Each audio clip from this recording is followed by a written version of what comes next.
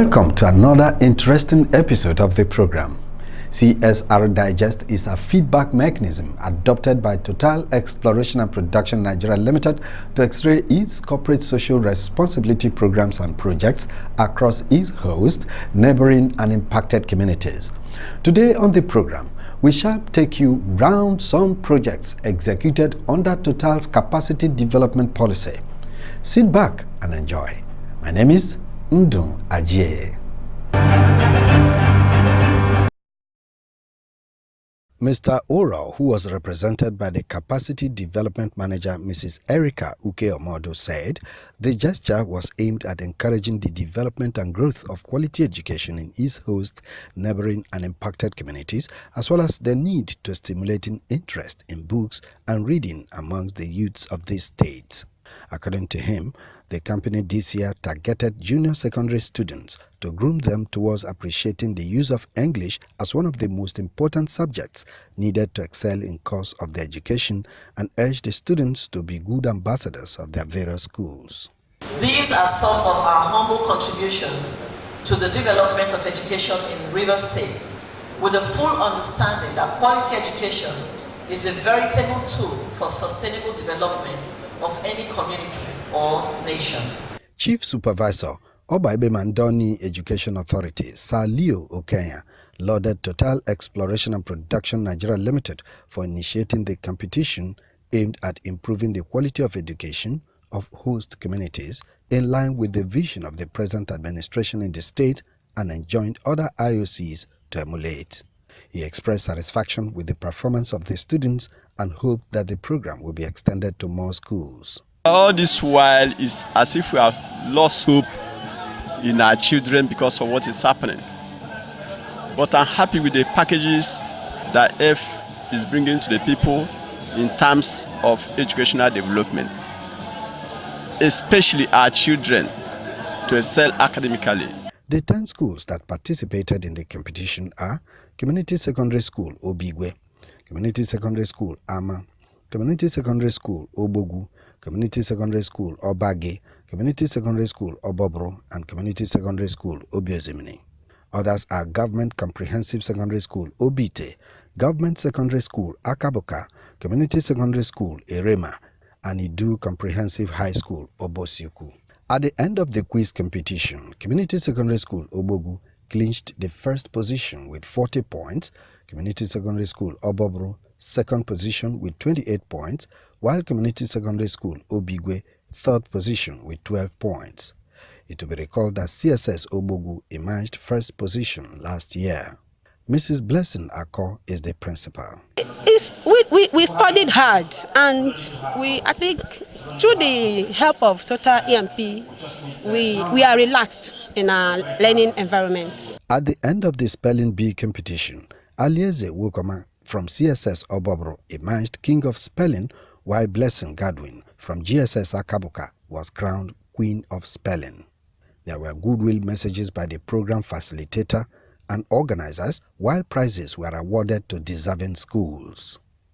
Welcome to the discussion segment of CSR Digest. CSR Digest is a program put together by Total Exploration and Production Nigeria Limited to x-ray some of its corporate social responsibility to host neighboring and impacted communities.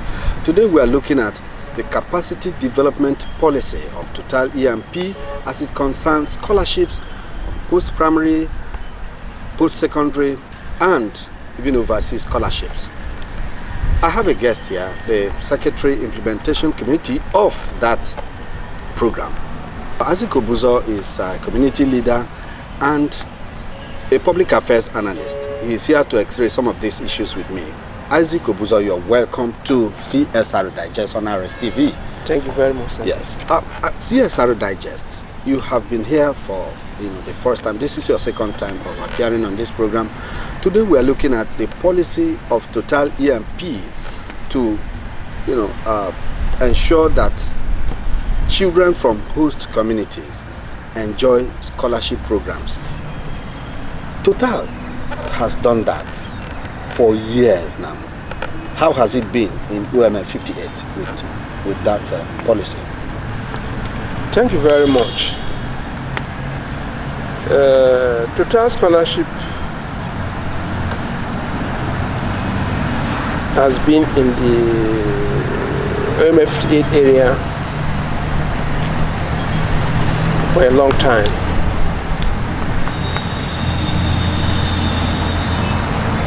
In the 70s, there was this scholarship which were essentially for secondary schools. This continued up to the 90s, when the scope was enlarged to accommodate postgraduate students, because in the 70s, 80s, those in secondary school and universities were benefiting from the scholarship. Although the impact has not been well documented, but I think it has quite significant impact on the people of the OMFA communities. In the recent time, especially in the MOU that we are just implementing, Total made provision for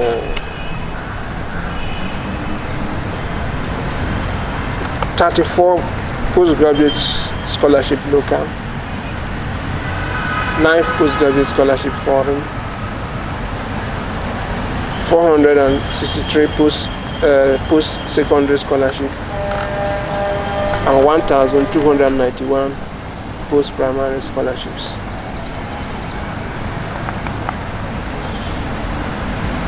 The candidates for postgraduate scholarships are all doing okay. They've been awarded and they are in various countries studying. The 34 postgraduate scholarship local have all been successfully awarded.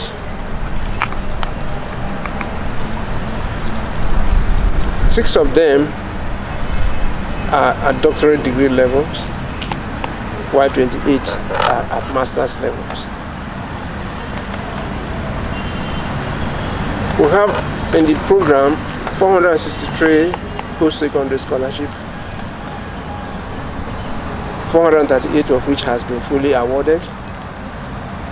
The balance of 25 is still being processed. When you talk about process, what do you mean by being processed?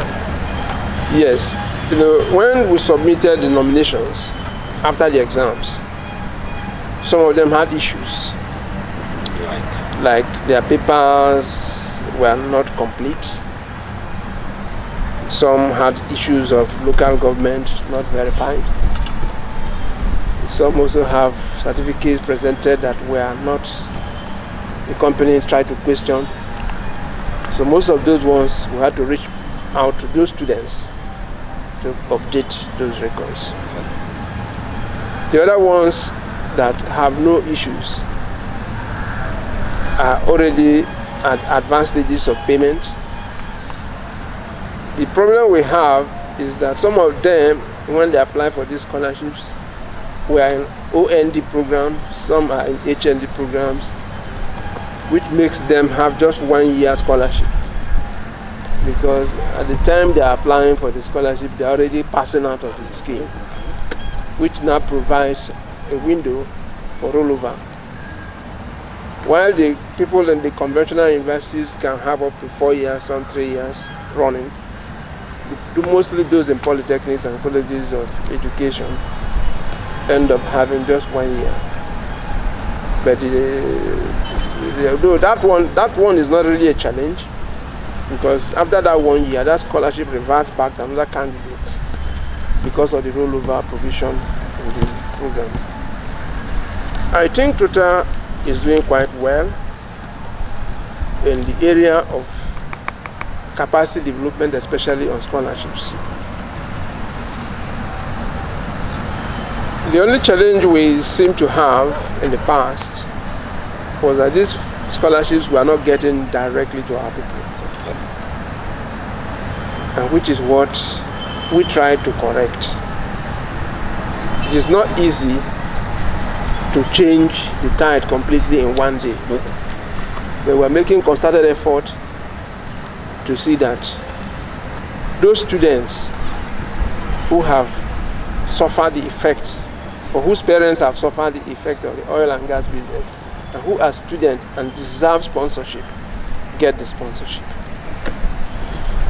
That is where we are today. Now 2018 to 2019, I believe that the scholarships that have been issued, or the forms that have been issued to host communities, are reflective of the MOU that has been recently signed, the 5-year term MOU. Okay, now within these few times I've quoted, 2018, 2019, how many scholarships have already or is being enjoyed by those concerned? Yes, the MOU became effective 2017-2018 academic year, but was operational 2018-2019. So the first set of awardees were captured in the 2018-2019 academic year. Okay. So, and for those who have just 1 year slot, it means that by 2019-2020, which is the academic section we are currently on, there's already a room for rollover, because their 1 year term ended in 2018-2019. So we are going to have some rollover from 2018-2020 for a new set of students. Okay. Now, as it stands now, is there any controversy between the community and the company as it concerns scholarship? Any controversy? Because, like you said, there are people who have problems with their certificates, maybe local government identification and all that, one of these documents. Is there any lacuna between those people and the company? Is there anything that the people need to do to satisfy the company, or the company need to do to satisfy the people? Yeah, the problem that I know of is that of delayed payment, because the payments are not coming as regularly as they should. We have incidences where students get scholarship in 2018-2019, and the payment comes when they have already graduated. So if the student had problem of finance, the effect of that problem would have been felt by the student, would have impacted on the student, even before the student now gets the money and graduates. So the essence of this scholarship is you get the money at the right time so that you have the desired impact on you and your study. But the situation where the money comes in after the student has suffered and has managed to come out of school, and then you not pay him the stipend, to me isn't too good. I know the company is also doing a lot to put some more effort to change that trend, because we have had a lot of issues, complain to them, telling them that this situation is not helping these students. But even up till now, it is still lingering. Is there any effort by the implementation committee to change that narrative? Because to me, even me, I've experienced that. Yes, it is still lingering, but because of the effort we have put in place, 2 weeks ago, a lot of them were paid. A good number of them, especially postgraduate students whose papers were cleared, have been paid. You know, since all of them are not cleared at the same time, these things tend to come in batches. They are already processing papers for those in post-secondary. Because of this concern, we're trying to make them understand that instead of paying just for 2018-2019, they should pay for 2018-2019, 2019-2020 for post-secondary beneficiaries. In that case, instead of earning just for 1 year, you pay them for 2 years, for 2 sections at the same time. So that they will be on the same page. Yes, that way you don't pay for 2018-2019, and then by 2020-2022, 2021-2022, you pay for 2019-2020.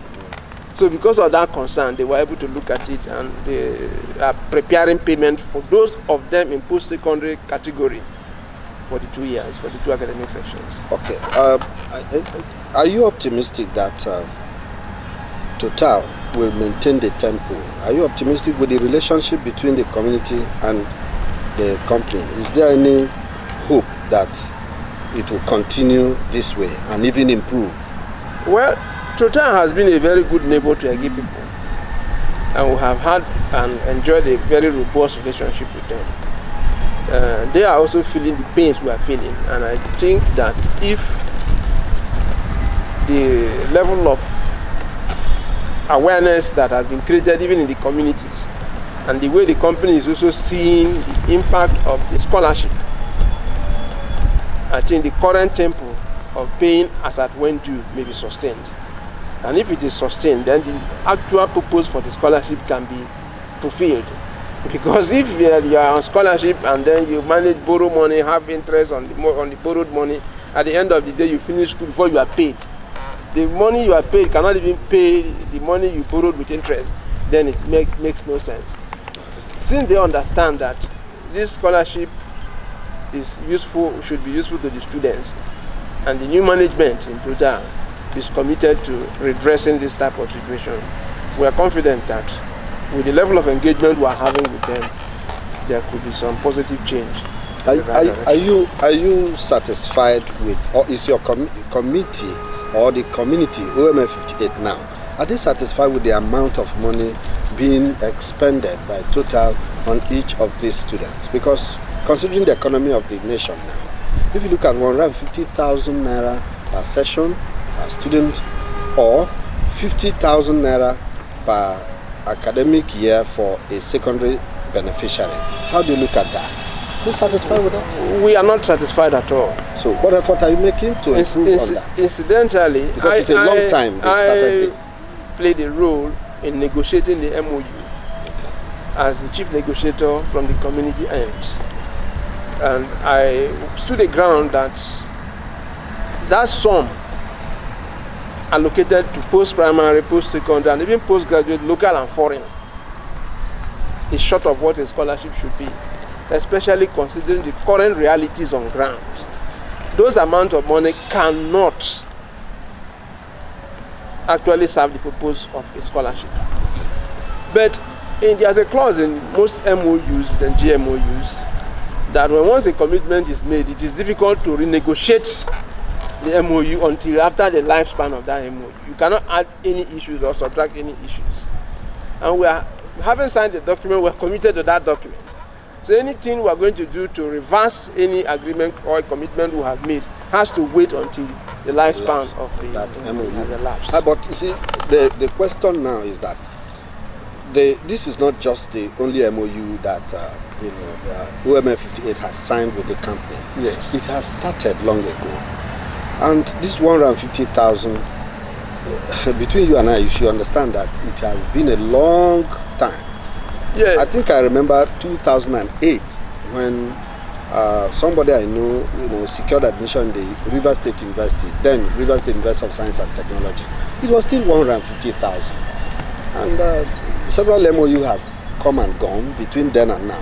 Why hasn't it changed? Yes, you see, the problem the system had was in 2017, later part of 2016 and 2017 when the MOU was negotiated. Yeah. The price of oil came down to almost less than $30 per barrel. Yeah.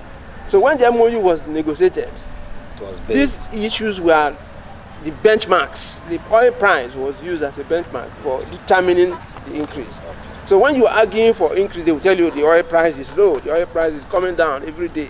But now that the commitment has been made from the community end and the oil price has gone up, it is difficult to go and renegotiate it. Okay. All right, so at this point now, what advice do you have for government? What advice do you have for the community? What advice do you have for the company? Considering the fact that some of these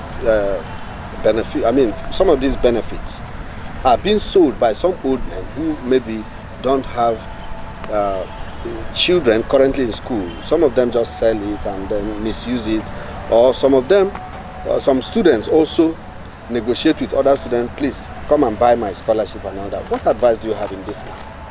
Well, as a committee, we saw that as a major challenge, and we tried to correct that. It is in that line of thought that we even accepted to write exam for those who are going to be taking this scholarship. Okay. For the first time, exams were conducted, And those who wrote the exams were students. There were no old people who came to participate in the exams. So we are sure that the scholarships right now are getting to those who are students. Now, do you have any advice for these students for which these scholarships are given? Yeah, my advice to the students is that they should see this as a privilege. You see, if we use the privilege of the scholarship, because if you go to other communities, other clans that don't have the opportunities we have, you will know that 150,000 actually is a lot of money to help a child who is going to school. And if we look at the money, even though it may not be too big, and we show commitment to excel in our studies and academics, the long-term effect it will have on the people who cannot be able to state it, because education is a strong tool for development.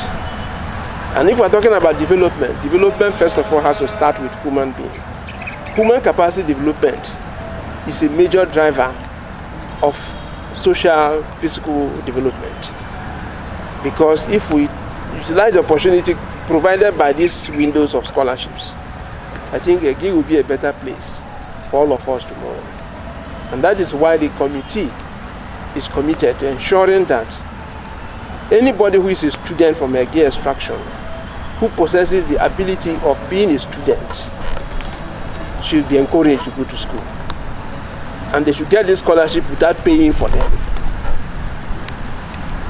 And if at the end of the day, we have a lot of them who haven't gone to school, definitely our tomorrow will be better than today. The participating schools are State Schools 1, 2, 3, 4, and 5, Elela Kenale. State Schools 1 and 2, as well as State Primary School, Elela Limini. Others are State Schools 1 and 2, State School Omofo, State School Egamini, and State School Agba, all in Ndele, as well as State School Omoviri, State School Mbuoda, and State School 2, all in Rumekbe. Addressing participants, Deputy General Manager, Community Affairs and Development, Total EMP, Mr. James Oro, represented by Head Scholarships, Mr. Stephen Iwayemi, said that the program was aimed at giving particular attention to pupils in primary schools as a way of grooming them towards appreciating the use of English as one of the most important subjects needed to excel in course of their studies. He emphasized the need to develop the mental capacity of pupils through healthy competition and reaffirmed Total's commitment at sustaining the program. This yearly program is part of TEPNG effort at encouraging the development and growth of quality education in our host communities, as well as the need to complement the state government effort towards stimulating interest in books and reading amongst the youth of this state. A representative of the Universal Basic Education, Emohua local government area, Mr. Bob Ohaka, lauded Total EMP for extending its corporate social responsibility to the education sector, thereby keeping pupils of primary schools from his local government on sound footings. He expressed optimism that if the program continues, pupils from rural primary schools can compete favorably with those in urban areas. What I saw in that hall has really shown that a child can be anywhere in this part of the state and still be able to, be educated properly. At the end of the competition, State School 2, Elela Kenale, came first with 80 points, just as prizes were awarded to deserving schools. Pupils and teachers interviewed expressed appreciation to Total EMP for supporting educational development and pledged to maintain the lead in future competitions. Very, very happy because I won the champion. I think that teach me and I study. I feel very happy and I will say to them a very big thank you. Appreciating the Total Nigeria for their magnanimity, extending their hand in inculcating education, enhancing education is a good one. Total's educational policy has affected not only host but neighboring and impacted communities in the areas of renovation of schools, provision of furniture, instructional materials, as well as scholarships, among others. Thank you. With these words, I will have to wrap up this session on CSR Digest. CSR Digest will come your way again next week, God willing. Until then, have a blissful weekend. My name remains Ndu Ajie.